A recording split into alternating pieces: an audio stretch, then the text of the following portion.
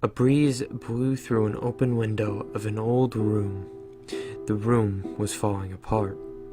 Moss grew in the corners, dead leaves were scattered all about it. It was not only the room that was broken down, the whole building was gray with age. Another breeze blew into the room and over the face of Chris. Chris woke with a start. He rubbed his temple in pain. His hangover was causing him headaches, but the alcohol was the only solution for the memories. Chris thought for a moment, how long ago was it? 5, maybe 6 years ago when... Chris quickly shook his head, trying to empty that memory. He was successful. Chris stood up to observe the room. Where the hell am I? Chris muttered to himself. He found his phone in his right pocket. It was dead. Chris cursed himself for being so forgetful to simply charge his phone. He stared hard at his reflection on the small screen. His black hair was miraculously styled to a faux hawk. His light porcelain skin was smooth except for his stubble. A breeze blew throughout the room. Chris shivered. Damn, he said out loud. Should have worn my jacket.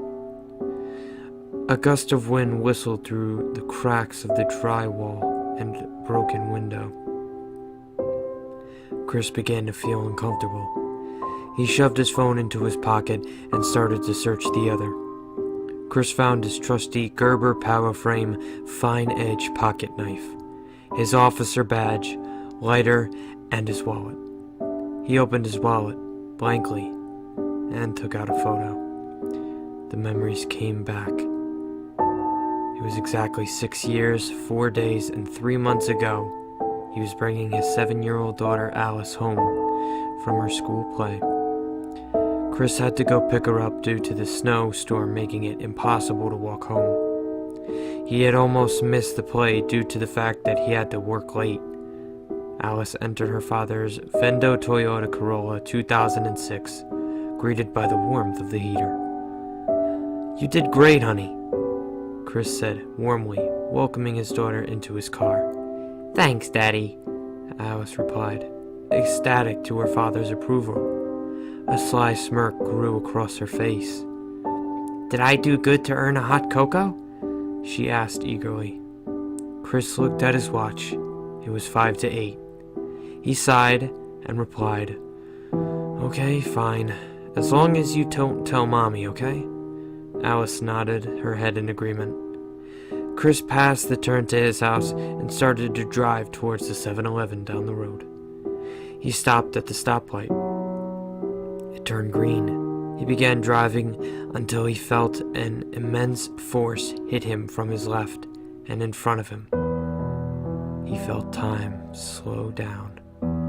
Every coin from the cup holder in the air, every shard of glass flying into the car, and then he fell into darkness. Chris only sustained minor injuries, besides a cut that would become a scar in his right arm. Alice, on the other hand, didn't make it. The impact had injured her so immensely, she passed in the emergency room. Chris soon got a divorce with his wife Stacy. Alice's dog, Happy, who Chris felt was the only thing left of her, died of canine leukemia. He never lost his job on the force. He needed it to buy the magical liquid which made the pain ease and help him forget his memories. Chris snapped out of his trance and began to remember the situation he was in. He put the lighter, wallet, and badge in his pocket, but kept the knife out. He scanned the room for an exit. He found what he was looking for. On the other side of the room was an old door, suffering from wood rot. Chris walked to the door and tried the handle, but had no luck. The door was locked. Chris thought for a moment. He backed up and began kicking the door. The door showed little resistance as it fell to the power of Chris's kick. Chris was thankful for his well-fit body, which never gave out due to all the cheap beers and liquors. Chris was looking at his surroundings. He was in an old hallway with rooms as the same as he was in. Chris was confused and began walking towards the side of the hall with a broken window until he heard a child laughing, followed with footsteps from the other side of the hallway. "Hey, I'm kinda lost. Can you tell me where I am?" Chris shouted. There was no response, only more footsteps. Chris began to follow the footsteps. He turned a corner and caught a little girl running and giggling. "Hey! I need to know where I am!" Chris shouted at the girl. Chris ran to catch up with her and ask her what was going on and why he was at this oddly familiar building. He reached a pair of swinging doors. As he reached out to push it open, he finally realized where he was. He was at the hospital where Alice died. He remembered that the hospital burned down only a few months after Alice's death. Chris felt weak. He didn't want to move. He felt compelled to just stand there, but he didn't. He felt something unseen and unknown luring him in like an anglerfish lures its prey with its light. Chris felt himself opening the door. He was standing in the hospital lobby. He heard a soft weeping. Chris turned his head to see a little girl with a costume, the same Alice wore on the day of her death. She also had the same straight bonnet hair. Chris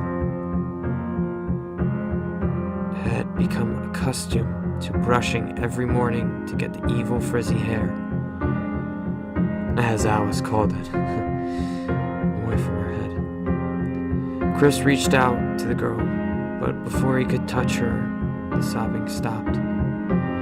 Chris's heart began to beat hard. The girl slowly turned towards Chris to reveal that the girl had Alice's face. Chris stared blankly at the girl, convincing himself it really wasn't her. The girl looked at Chris and in a high and low voice asked, "Daddy, why did you let me die?" Chris couldn't believe what he was seeing. He knew he would. As a fact, his daughter died, and there she was in front of him. Chris regained his voice and replied,